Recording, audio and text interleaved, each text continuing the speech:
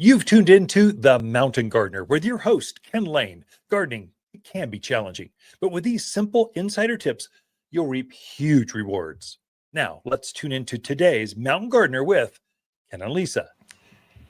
And welcome to this week's edition of The Mountain Gardener, your host, Ken Lane, talking every week about the landscapes of Northern Arizona. I've been doing this for a lot of decades.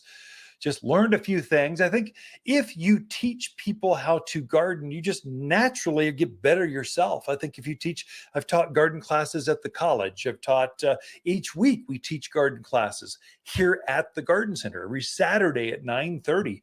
And so if you just teach more, it's top of mind all the time. Going, oh, I keep a list on my phone, just going, okay, oh, that's good. I was doing this in my yard. I should share that with folks. Why was I doing that? And you're explaining it in your head while you're gardening. I don't know if I need therapy for that, or I just enjoy gardening so much I like to share it, but hopefully you'll learn a few things throughout the show. And I'm trying to break up the segments now so that it's an hour program, trying to break the segments up so each one's got a theme, a topic, something that will help, some nugget you can take out of it and use in your gardens that week. So right now we are seeing hummingbirds are back. I'm out reading the paper in the morning. Hummingbirds are thick. And I'm trying to think what plants grow or attract or bring in more hummingbirds. Yeah, you can put a feeder up, and that's good. But really, hummingbirds, these magical fairy-like creatures that buzz around the yard, they really need plants. The reason they need plants is the nectar is more nutritious for them, and their protein source comes from insects like aphids and thrip and ciliads. And so they're not just doing nectar. They're not just, heroin-induced, active, crazy birds out there. They actually need some protein, kind of steak and potato stuff, and they're helping keep your aphids down. They're helping keep the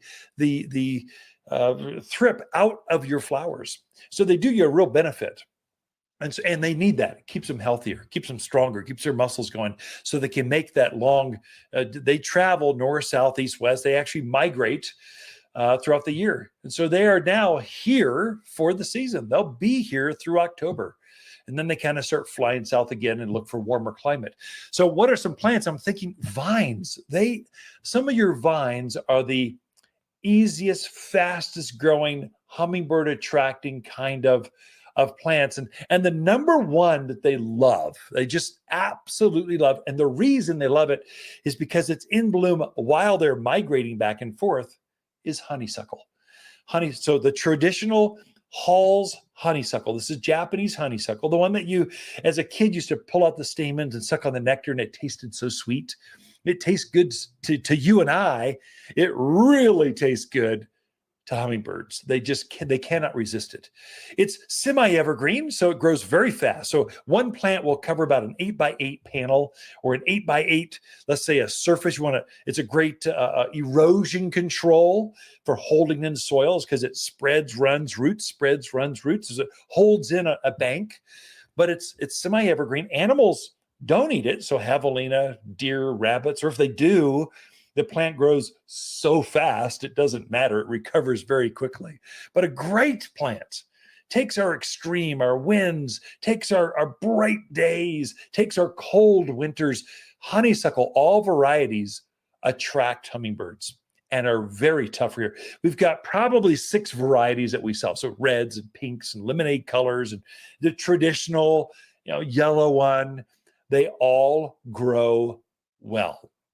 And so the myth is that hummingbirds are attracted to red flowers, only red flowers. You got to have red, or that's not true.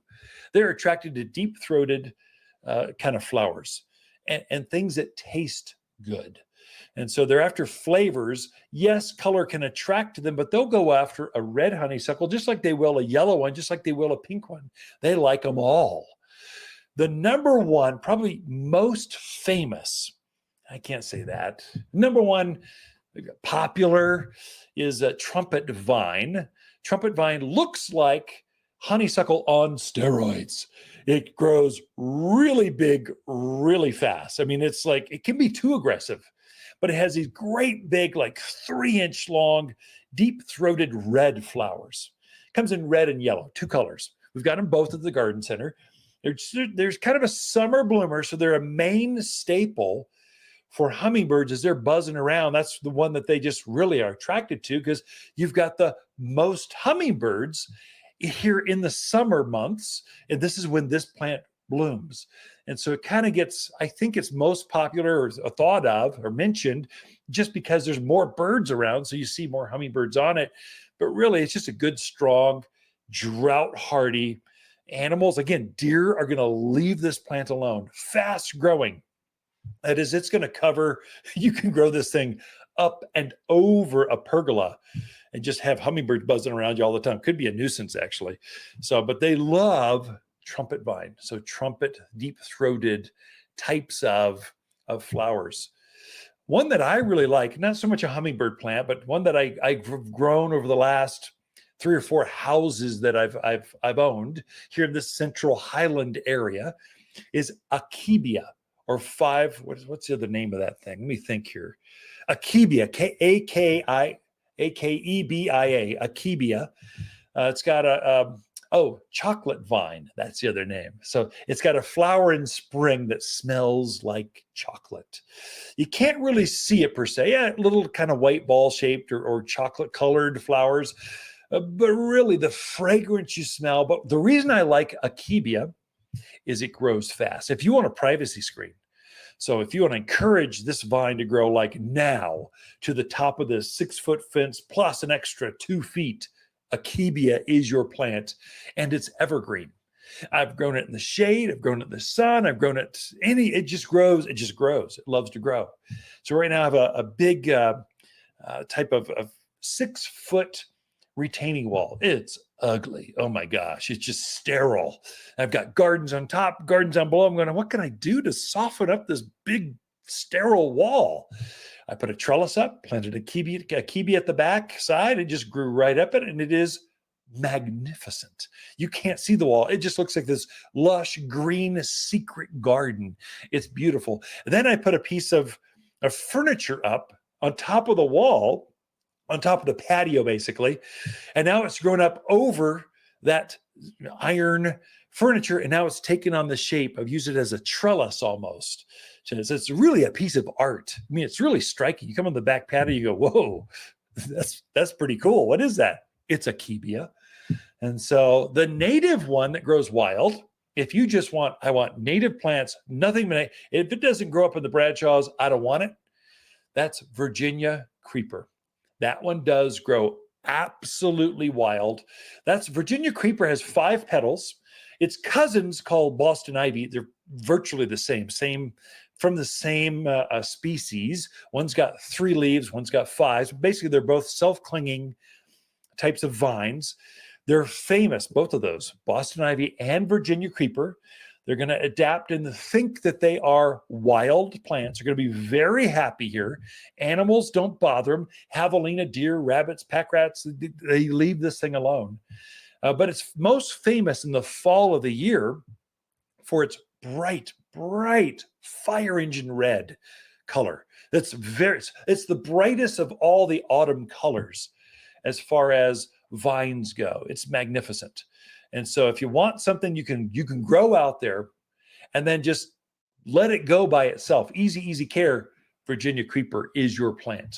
You'll see some magnificent commercial settings. I was up at the Prescott Resort.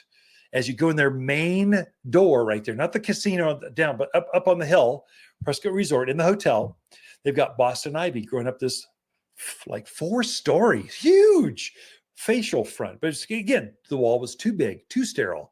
They put Boston ivy, whoever designed that, magnificent job. They've got some aspens in front of it that are just beautiful. And so here's the insider tip with all vines. If you're going up a fence, if you need to trim them back in the month of March. You let them just do their thing. Then you're going to trim them back as close as you can to that fence, as close as you can as close as you can. So within 6 inches of that chain link fence. Fertilize it with the all-purpose plant food, and it's going to wake up and just take off with new growth right after that. So the reason I say March is if you do it earlier, you could do it earlier, it's fine, but it'll have this cut back look. Ugh. If you do it right before they flush out in new growth, the end of March and April, it'll look bad for a shorter amount of time and be happy and healthy. So again, we've got a lot in store for you. Be right back after this. Watters garden companion plants for June are sunburst locust, moonshine yarrow, silverberry, and Hall's honeysuckle. Ideal at growing up fences, walls, or as a ground cover. Wind, drought, deer, javelina are no problem. Hall's honeysuckle is an outstanding mountain vine with fragrant yellow flowers that loves blooming in the summer heat. An excellent solution for a fast-growing screen, even in the poorest of soil. You'll only find the hardiest vines at Watters Garden Center, 1815 Iron Springs Road in Prescott. So we are back in the studio with Lisa Watters Lain. She comes each week and just shares garden questions. What are other gardeners thinking about? What are they sharing? What are they asking? What are we seeing? And that could be via email, via Facebook, via Instagram. I mean, it's coming from, or right here, actually in the garden center, people asking questions. We see, I don't know, how many baggies did you look at this week? No.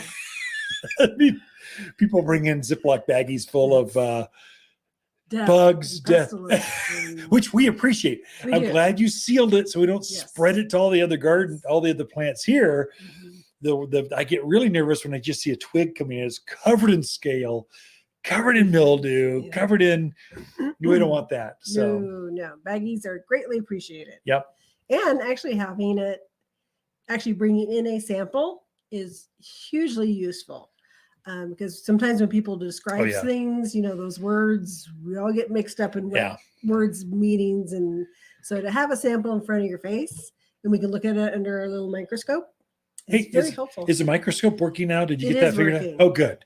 I know you mentioned it, and then I forgot I got another one at home. So it kind of has a mind of its own sometimes, but been talking sweetly to it and it's been working lately. So pretty cool. Yep. So microscope, we got a microscope that just plugs right into the back of a huge screen TV. Slickest invention ever. Not a microscope. Like you can watch us look at it together on the big screen TV. It's really cool. Yes. So anyway. Easy to see spider mite with. And which is, I've been seeing a lot of spider mite out there. 'Tis the season. So if you, especially some plants spider mites love junipers. Yeah. They love the little Alberta spruce. When there's certain things that they really love. Ivy is another one. So I kind of walked the neighborhoods and I walked by this one house and I went, oh my gosh. You knock on the door and go, hey, you've got spider mite. Get out of here. I don't got spiders. And the thing is, it's starting to really kill off part of their juniper. So it's something, go out in your yard and peruse a little bit. So spider mites are that real fine webbing. Kind of looks like it has specks in it, or sometimes it can look dusty. But it is definitely something you want to get on top of right away.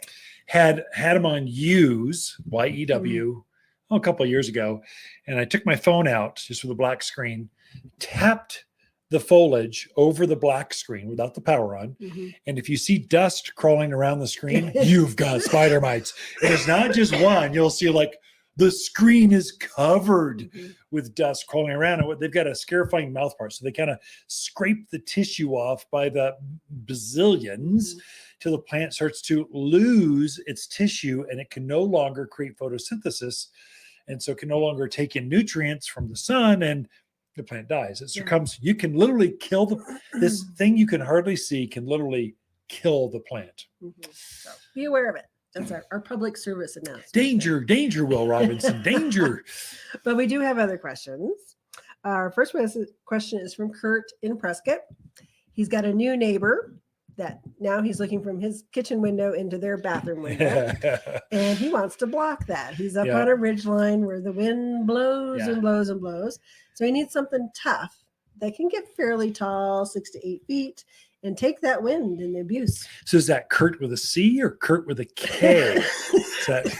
Sorry, didn't mean to choke you up there. Sorry, allergies still going on. Okay, so Kurt, yes, you need to be careful. These are ridge lines. You need plants that can take the wind. And I'm sure what you didn't say was you've got great views. and no soil. So it seems like those ridge lines, all the soil kind of settles and runs. So you get rocks or soils in between the boulders. We almost make little pockets for plants to go into. There are certain plants are going to love that. Some are going to hate that. What to look at. So a window's typically, I don't know, 6 to 8 feet up off the ground. So it sounds like Kurt's wanting something 6 to 8 feet, maybe taller, and it's a neighbor. So it's a side yard. So I'm doing some assumptions. Kurt, take a picture, bring it in. We can do so much more with that. But anyway, we look at so many things. We could probably help you with that. Look at number one seller, red-tipped Photinia. There's one called Red Rocket. Was that the name? Red Dynamite. Dynamo. Red tip Photinia. It gets up about head high, a little bit taller, thick as can be. We shear it or hedge it quite often, and it's quite handsome. Another one, if it's a side yard and you've got a fence, you just need something to crawl up it, you could look at vines. So we use that often on side yards. So honeysuckle, Virginia creeper. There's so many. What's the one with the red flower? Trumpet vine. There's a bunch of them. They'll grow up to the top of the wall and about 2 feet above. So you can kind of picture how far that's going to go up there. And vines are very strong, especially the native ones, at taking our wind and our sun. I would say the one that I like the most, just my personal, I like silverberry or Ellie Agnes. It's a native plant. It's an evergreen, gets up well above head high, width-wise, but it's as tall as red tip Photinia, but way stronger. It doesn't get the disease. Animals don't eat on it. It's stronger, and once it gets up to size, you don't have to water it again ever. No care. So Ellie Agnes or silverberry is the native one. A companion to that would be cotoneaster, or cotton Easter is how it's kind of spelled. But there's one called red clusterberry. Yeah, red clusterberry cotoneaster. Very fast grower. It might be too big for a side yard. That's one, take a picture. It helps us a lot to get you the right. When we look at a picture, we're looking at what else is growing there. So companion plants. We're looking at shadowing because now it's north, south, east, west. And then we might ask you what neighborhood you live in because we know the soils, what kind of soil Southview has as opposed to, Quailwood. We'll just kind of know all that.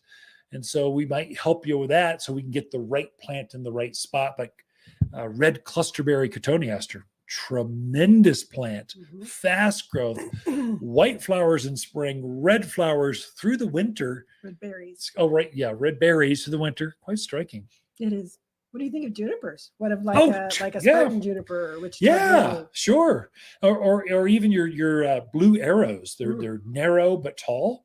Looks quite striking down that in between you and your neighbor looking in. So we can help you with privacy. That's one you probably, instead of just winging it, you probably need to know more. Hey, Doc, I stubbed my toe. Do you know what's wrong? Well, no, I can't tell you.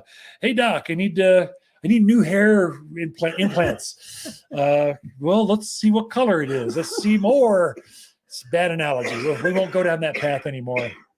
So anyway, what else you got? Don't make me laugh. It's not good. All right.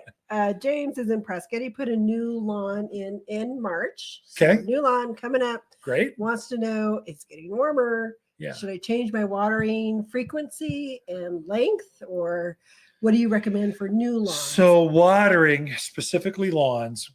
So don't ever change how long it runs. Just get rid of that variable. Otherwise, you will confuse yourself till you just don't know what to do anymore. Find out how long it takes to water a lawn well, or a plant, tree, shrubs, whatever. And then don't ever change that. You always run it for 32 minutes or however long you're doing yours. And now all you're dealing with is how frequent should I do it? Way easy variable than how long, or should I change the emitter head, or should I change, just find out what makes them happy at any season. And then all you're playing with, how many days do I skip before I run it again? Mhm. So my guess is right now we're getting to the 80s, close to 90. You're getting some wind. It's maybe not quite humid yet. The monsoons aren't quite here. I'm guessing you are, with a brand new lawn, every other day. That's be my guess. Start with that. You're probably every third day or so, maybe twice a week. Right now, I'd maybe bump it up, take one day out of in between those water cycles, and start with that. The great thing is lawns are really good at talking to you. They start to lay down, you walk on them, you can see your feet. Just when you see that, oh, let me just water it a little bit, not longer, more frequently. So that's it for this segment. Ken and Lisa Lain, the Mountain Gardeners. Be right back after this. Watters Garden companion plants for June are golden locust, silverberry, Hall's honeysuckle, and portulaca. Portulaca tolerates blazing sun, where the neon flowers attract butterflies. Available in red, orange, violet, white, and pink. Great for containers, rock gardens, between sunny stepping stones, or any hot, dry garden space where nothing else grows. The brighter, the better. You'll find the toughest bloomers at Watters Garden Center, 1815 Iron Springs Road in Prescott. So the gardens, vegetable gardens, let me touch on vegetables for just a moment. We've grown peas. We started planting those back in March. April, they were really growing like crazy. We've been harvesting those, and they're fading. They don't like summer. Peas like it cold. They don't like it hot. And so a suggestion that can really help you utilize accessing more crop rotations through your small gardens would be to simply swap out peas for beans. Beans love the summer. They have no interest in spring at all. They're really late to come out. If you plant those back in first part of April, it'll be a month, 6 weeks before they start to come up and look like something.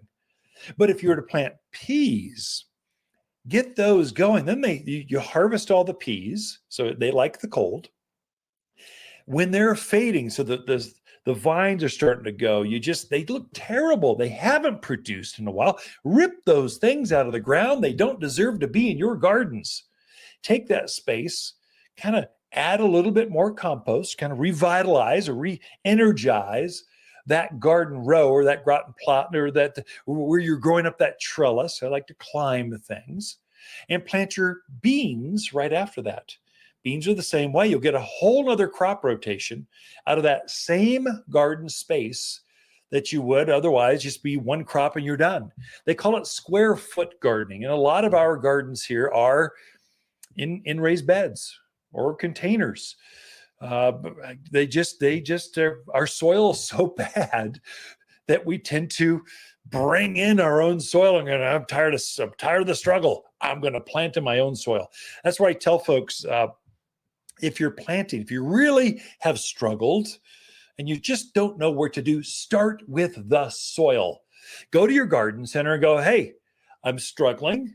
My plants don't seem to thrive. Your plants look so good. I want that dirt you're using to start your starter plants in. I want some of that in my yard. Just ask for that. So where is your grower's mix?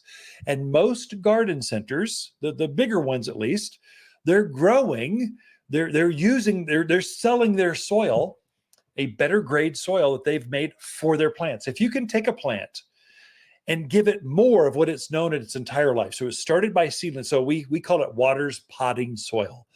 It's the recipe, the science, where you're tweaking, try to make sure, because we have every interest in getting every single seed to germinate. We want every one of those things to be successful. We have a vested interest in making sure if we throw away things, that just adds to the dump fees or stuff. We want every single one to germinate, to thrive, and look full, come in full tray of ready to go cucumbers or tomatoes or peppers or flowers. If you go, hey, what did you grow those in? And put the top layer of your raised bed with Watters potting soil. You take our plant from us and start it in that, you're going to have great success. Much more than getting some, generic mix, you're not quite sure what it is, but it doesn't quite look good, you put that plant. So a plant loves more of what it knows. Plants don't like to root from one type of soil to a different one. They struggle with that. And they for sure don't like to go from a rich, thick, luscious, I say apple tree, this beautiful, rich, we've grown it in this soil, and then you chuck it into your crummy, caliche-ridden landscape soil. It's not going to like that. It's going to struggle. It's going to have transplant shock. So the closer you can get to what it's grown in, the better off you are. That, and if you know your garden center is got great looking plants, and you can get some of your, and they're starting seeds or cuttings in that type of soil, if you can get some of that and start your own seedlings or your own cuttings in that same soil, you know they've been working that soil for decades. We tweak it very much. We test it between all the other models going, okay, let's see which one's growing the best. We'll actually put them side by side in the greenhouse and see which one grows the best. That's the one we want. Cost does not matter. What matters for us as growers is, what's the shrink loss? What's the most success? We don't want death. We don't want a dead cell. We want every single perfect plant coming in at the same time. That's what we're looking for. That's worth almost anything. And so we're trying to create soils that will give us that consistency, because we're making money off just selling tomatoes or petunias here at the garden center with perfect plants. If they're oddball stuff, well, that's what the farmer's market is for. I just took some dirt out of the soil, I started some seed, and here, they don't all look consistent. Some look sicklier or better than others. I'll take the nice one. Here we want every single one to be perfect. So if you can get some of that soil and put it in that top, don't even mix it into your raised beds.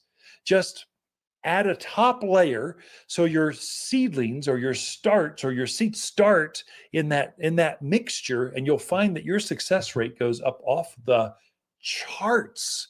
It's a game changer. But I guess I started out with pull the peas out, put the beans in. It's time. You might add a little bit more potting soil in that area just so the seedlings take off right away. But yeah, we're in that planting season. That's how you up your game and get more produce out of a smaller space in your gardens. Be right back. Watters Garden companion plants for June are Moonshine Yarrow, Silverberry, Hall's Honeysuckle, and Sunburst Locust. Sunburst Locust cheerfully shouts, "Hello, spring," with its glowing yellow leaves. As summer heats up, it settles down to a naturally cool green, only to turn gold again in the autumn. This Watters exclusive casts a dappled shade, perfect for reading books or sharing an outdoor meal, and impervious to deer. You'll find the coolest trees here at Watters Garden Center, 1815 Iron Springs Road in Prescott.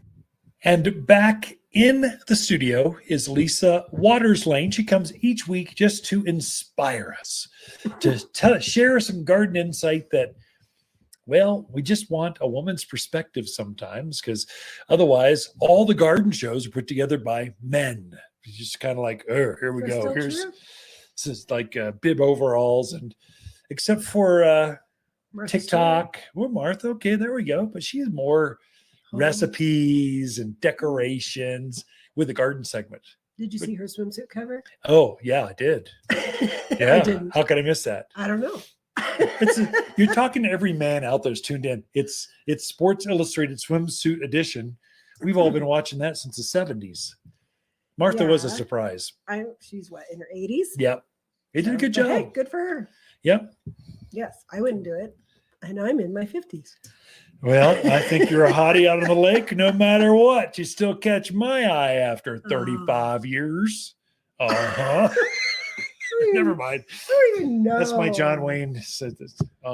Anyway. Why'd you go to John Wayne? Gardening. So gardening. What kind of gardening information? Gardening. So we're in summer now. Yes, we are. At that summer, solstice is here. Yes. So there are shrubs that do better in the summer heat. Oh yeah. That perfectly happy out there blooming in the sun in the summer. So I thought we'd talk about some of those. Yeah, it's kind of good that we're covering that, because people have been calling in worried about their summer plants. The spring was so cool so long. Mm-hmm. The summer lovers, they do not like spring. They like the summer. They want to be out when the lizards and the snakes and the when the condors are flying overhead, they're summer lovers, Mhm. not spring That is lovers. very true. Yeah, so there's a lot of shrubs that can give you that color through the summer. The one that always comes to mind for me is Potentia. Oh, sure. Yeah. I just think it's such a good, tough shrub. Probably what, 3x3, Knee high. 4? Yep. Absolutely. Little yellow blooms. There are some that have pink blossoms on them, some that tend a little more orange.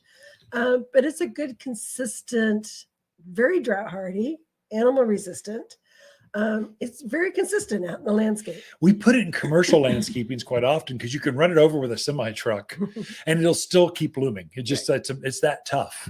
And so we companion plant that with like catmint, spireas, salvia greggii, Russian sage. There's a whole bunch of these plants like to grow together and take a blow dryer to them. They like the heat. So that's one. And animals, you're right there with javelina, deer. They don't bother. It looks delicious, but they don't bother that one. Yeah. So I'd say that's a really good one out for those hot spots that are difficult to put things in. What, a yellow flower about the size of a quarter, something like that? Perfect. Yeah. So another one that I think does fabulous is the Rose of Sharon. Yeah. A type of hibiscus. So those, it's not the great big bloom like you see on the tropicals, but you get a lot of blooms on a plant. They come in pinks and whites and purples and reds and double flower, single flower, variegated flower. Yeah, so very versatile, very nice to put out there in the yard. That's tall though, man. It gets big. up. That's lilac size. We're getting like traditional lilac. That gets easily head high plus 2-3 feet unless you keep it trimmed. And literally, you and I have had some Rose of Sharons or hibiscus that have had so many flowers, we had to stake it back up because it just was so laden with flowers, you couldn't see the foliage. It's an amazing plant. It is. So that's another good one that I really like. What about just roses? Yeah. Rose of Sharon. Well, summer bloom. They look great in the spring and the fall. They'll have everbloomers have flowers on them year round. Yeah. I think the shrub roses do better in the heat and in blooming. I think they're more of a continual bloomer than, say, the hybrid tea or the grandifloras. So definitely those are. And Monrovia has some really nice kind of new ones in their perfume line, nice. They call them. Shrub rose, but perfumed or fragrant. Very fragrant, too. I was very impressed on the smell on them. And it takes a lot for me to smell things nowadays, but I could smell those. So very, very fragrant. Butterfly bush. Classic. Yeah. Yeah, and that's another one that can get big. Certain Black Knight, Pink Delight, those are the ones that get 6-8 feet tall. Definitely get huge. But they've come out with different series of them. So the Buzz series, I think it's about 4 to 5. Like Miss Violet, Miss Ruby, really striking colors like magenta pink and dark purple. So there's some really good colors in that line that are more well behaved. Yeah. I just planted a red butterfly bush just off the patio. It's little. It's just a little guy. And maybe it's not even knee high yet. It's growing fast. And I was cleaning up some mimosa trees, the dead branches, and I dropped some on it. And it just smacked it. I think it'll recover. I gave it some root and grow. It was. So it'll come back. It's one of those accidents. Just happens. This is why you should prune in the winter. February. I hear you. I just didn't. So I had some dead branches that were bothering me. I was taking them out. And then it took out our brand new butterfly. You know what? We own a garden center. If it doesn't make it, I'll bring home another one. I was looking so happy. And so they also have another series called the Pugster series. Those get about 2x2. The thing I like about those is the blossom is the same size as a regular butterfly bush, but the plant definitely is more of a miniature. Yeah. So those come in white and pinks and lavenders. Great in containers. I mean, just raised beds right off the patio where you just can't have this ginormous thing. Right. It stays cuter. So same as Potentia size. Shrub rose, you keep down that low. Carpet roses, things, spireas, you can keep lower. Absolutely. Yeah. What about smoke bush? That's just starting to come out. That is true. It's got that smoky kind of wispy flower that starts in summer. can Yeah. get bigger. So you can keep them down to chest high or so, but Yeah. if you let them go, Mhm. they'll get considerably larger. We got a one in called Golden Spirit Smoke Ooh, Bush. yeah. So it has kind of a very bright, like chartreuse green leaf to it. I thought it was very attractive, especially if you have an area where you have darkness or it's Dark rock. Dark He's using that rock, mocha yeah. rock. If that shines, pops something better. where you really want to contrast and Yeah. color. It would be amazing.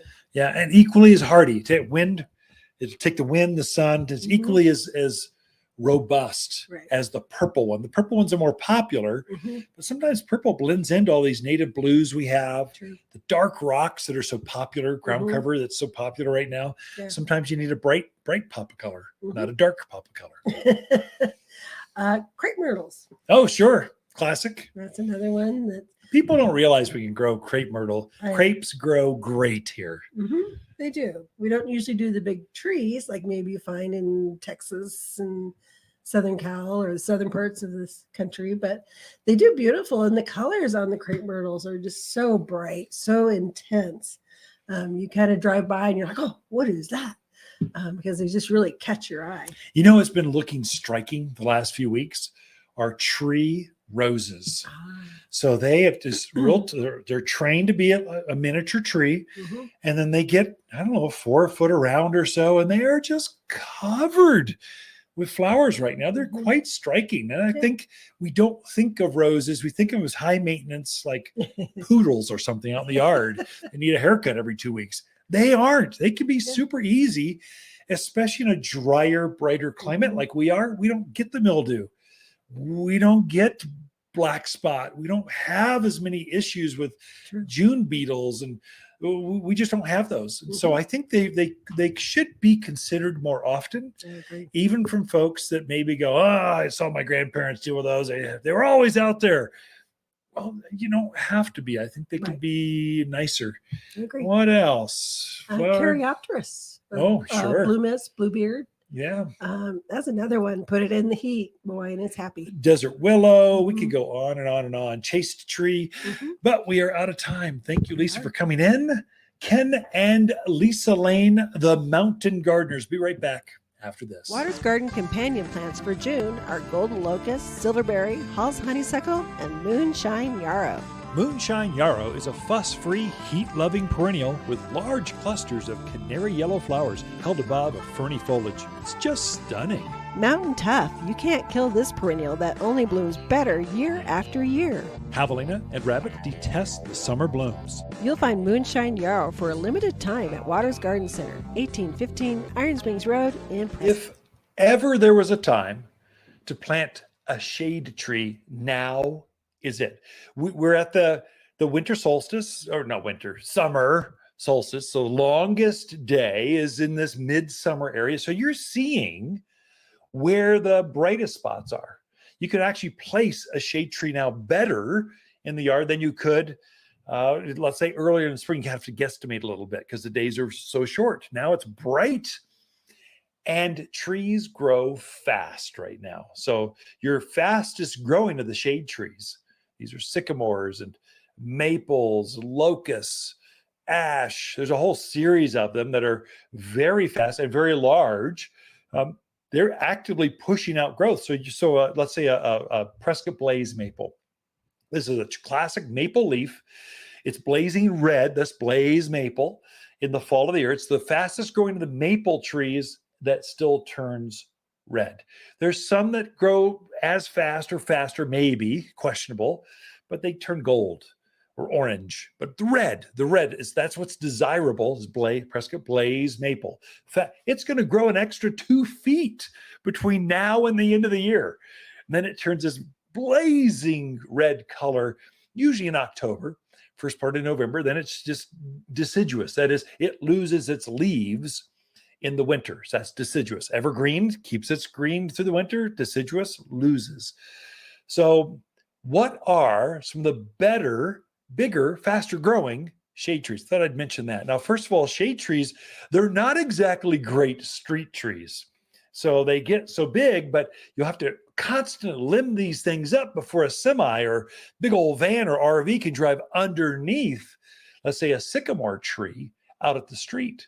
They're actually better off as backyard trees or west side of your house where it's just so blistering hot. Put them there. The beautiful thing about a big tree in the west side of your patios, your gardens, your house, your barn, is that it shades during the hot summer heat, but then they lose their foliage in the winter so that you get the solar gain. So you actually it reduce or increase the heat ability of that yard because the sun's coming in and warming up that structure. But in the summer, it's shading it. It's a great way to go. It's design 101. That's where they start. They teach us start with evergreens to the northwest, northwest, because the winds come from the northwest typically in winter, so we can reduce that cold air permeating into your structure. Put the shade trees to the west or southwest because that's where the heat of summer is, and it just gives your air conditioning a workout. Yet it loses their leaves and you can get some solar gain. So it reduces the effect on those heat pumps, furnaces, fireplaces. It's easier to heat your house, cool your house, depending on where you place plants. It's a game changer. Then you go for privacy. So, man, I don't want to look at that barn. Oh my gosh, Class A, that's a beautiful $200,000 RV, but I don't look at it every time I'm sipping tea, watching a sunset. Let's block that thing.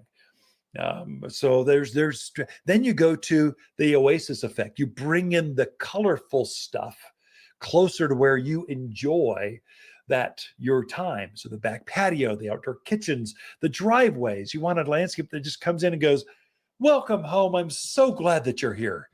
That's what coming down to the front door so that every Amazon delivery, the driver goes, whoa, these folks know how to garden. I wouldn't mind living here. This is great. Oh my gosh, it's beautiful. As they wave at the security cameras. So you look at the patios, the decks, the entrance, the driveways.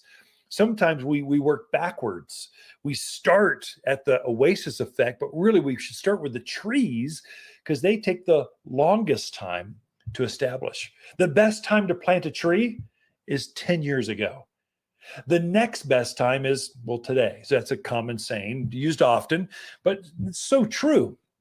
Put your big trees out back where you're enjoying that area to the west, to the southwest. And then you go, if you want to park your truck underneath a huge sycamore tree or huge locust. There's golden locust right now, this beautiful umbrella-shaped canopy. It's up about 35 feet tall. And it's got these long branches that come out. You can easily park underneath those. And it's just it's got a real small leaf to it. And so it's very easy to clean up because they just blow away. I don't know where they go, probably your neighbor's house. They just kind of blow away. Whereas a big leafed things like a big American elm or big Siberian elms, there's a new series of elm trees they don't get the bugs. They don't have the seed. Those are the elm. You don't want that wild elm tree that just grows because it's a weed. It gets disease, slime flux, every bug you could think of. It seeds everywhere. It's a high maintenance plant. Not so with the new varieties because they bred the hardiness back into that tree and they bred out the seed production. So we're only using the males, not the females. So they're not going to seed for you. A better choice. So, but still that same deep taproot that you see from the wild elms that grow out there. If you have a real narrow spot, so we have a lot of very narrow yards anymore, side yards, backyards are even narrow anymore. Aspens and birch are really good choices. They get tall, but they don't get wide. And so, but they're still deciduous. That is, you can plant that on that west facing. So our west side of my office and the master bath are on the west side. It roasts. It is so hot. So I plant aspen trees up along the wall because not underneath the eaves, I'm just outside the eave, but it's not so big that it encroaches on my neighbors. I want shade without irritating my neighbors. And so I'm trying to be a good neighbor. That's a good way to do that. So you can use that on that. Let's say you've got a pergola trying to shade that back patio, but you still need something tall that shades even the pergola to really make it where it's comfortable. Even in the hottest day of June, you can still go outside and enjoy that. An aspen does a great job. That's that white bark. And as the bark matures, it gets whiter and whiter and whiter. It turns paper white. Beautiful. They call it Populus tremuloides. That's poplar, with the trembling leaf. Trembling, that's the Latin of it. Trembling leaf poplar. That's an aspen tree. They also make a variety of Swiss poplar or aspen. It doesn't tremble. Has kind of a straight, it actually looks more like a birch than it does an aspen. If you live in the mountains of Arizona, you've got aspen clusters all over here. In the heart of Prescott, you have Aspen Creek. You can walk right there. There's clusters everywhere. Plant the native one. It's going to do better for you. And it's so pretty as a breeze rustles through that foliage. I do believe that birch is actually a more robust shade tree. So if you need white bark, not too wide, a lacy leaf to it, birch has a deeper root structure. And I think the reason that is, it takes our heavy clay soils better than, let's say, an aspen does. Aspens, everyone thinks you got to water it to water it so much. Not true. You're actually more likely to kill an aspen tree from overwatering it in a heavy clay soil than you are, let's say, a birch tree. So they're more drought hardy than you think. Give it a good deep soak once it's established. About once a week is more than enough for aspens. It does not like water every day. In fact, all these big trees are not going to like water every day. They put on big root structures deep down into the soil, so they like to be hydrated very heavily, very deeply, about once a week. That's good enough for them. If they're getting water every other day, they can literally suffocate while in the ground. So roots of plants need oxygen. And if you fill all those air pockets up with water molecules, literally that plant will, the roots literally rot. You dig them up and you'll have an odor, a smell. You'll see the roots are dark chocolate colored. They've been stained because they've been rotting in the ground. You want nice, vibrant, white roots. That means they're healthy, active, growing, and hardy. They're taking in the nutrients and the water up to that plant more efficiently. And so those are some insider tips I think that will help you. It's a good time to plant a shade tree. It's the best time, I would say. Your selection is very good. There's still some big choices. You go instantaneous tree if you want, or smaller. You got a lot of growth pattern, a lot of growth season left for those trees. Shade trees from the mountains of Arizona. Be right back.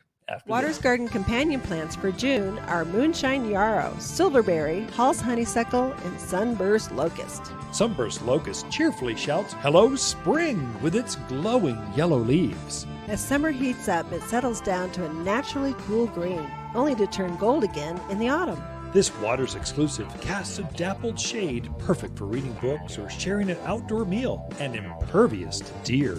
You'll find the coolest trees here at Watters Garden Center, 1815 Iron Springs Road in Prescott. So there are some serious bugs starting to happen out in the gardens, and it's the summer. So everything is growing very fast right now. Your plants are growing fast. If the leaves are curled, parts of the leaves are missing.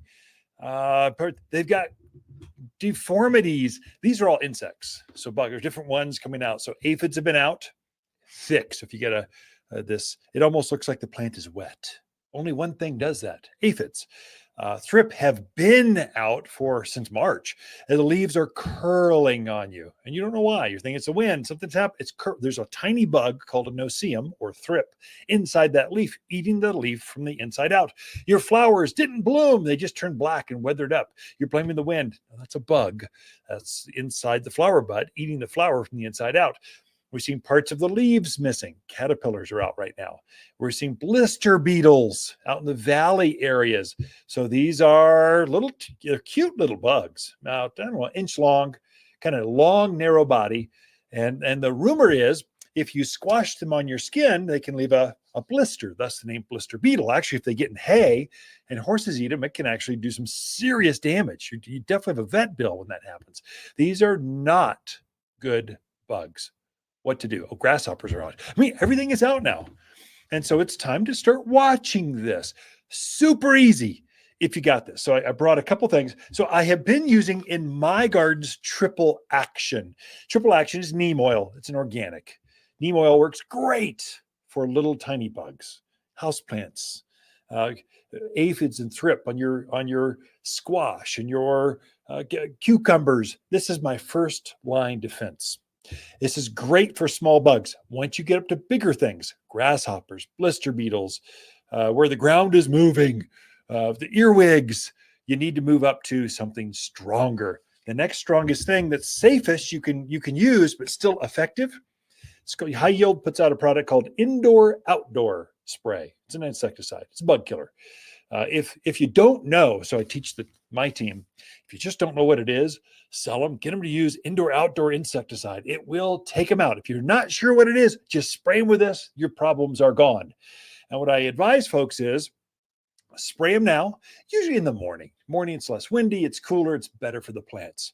And the bugs are less active, so they're more congregated. So earlier in the morning, the better. So you have a better knockdown rate of the insects. Spraying with this indoor outdoor spray and in the morning, and I tell them follow up in about 10, 14 days. And if you do that a couple times, the new growth will come out clean, neat, healthy, and you're past your problems. Kind of keep an eye on it. The way you spray this stuff is I have a Hudson sprayer. This is a hose-in sprayer. In fact, I brought a sample for those of you watching this on the video. It looks like this. So Hudson sprayer, your hose goes on the end of the sprayer. You pour the product full strength into this container, and then it's got this nifty, slick, a brass nozzle. You just dial it for indoor outdoor spray. You put it on a 1, the small lowest setting, and as the water goes through the hose, it automatically mixes it at the right ratio. The beauty of this is whatever's left over is still full strength. You pour it right back in the bottle, and it's ready to go for the next time you see insects. If you're gardening, you need good tools. This is a great tool. It's worth the investment. Hudson sprayer, hose-in sprayer. Also, lastly, if you've got damage, I'll leave you with this, and then we'll wrap it up. Fertilize everything in the yard by the end of the month. You just want to take advantage during this heat, draws the moisture, draws the monsoons to us. And so we know it's coming in 2-3 weeks. Put your fertilizers down now, and you'll get this magic new growth and healthy new gardens. That's it for this show. Ken and Lisa Lain, we camp out here at Watters Garden Center. We love talking to fans of the show. Watters Garden companion plants for June are golden locust, moonshine yarrow, Hall's honeysuckle, and gilt-edge silverberry. Gilded Edge Silverberry grows head high with bright gold and blue leaves that screens out the most obnoxious neighbors while standing up to blistering heat and wind. The super sweet flowers are utterly animal proof. Even javelina and deer don't like the taste of this local shrub.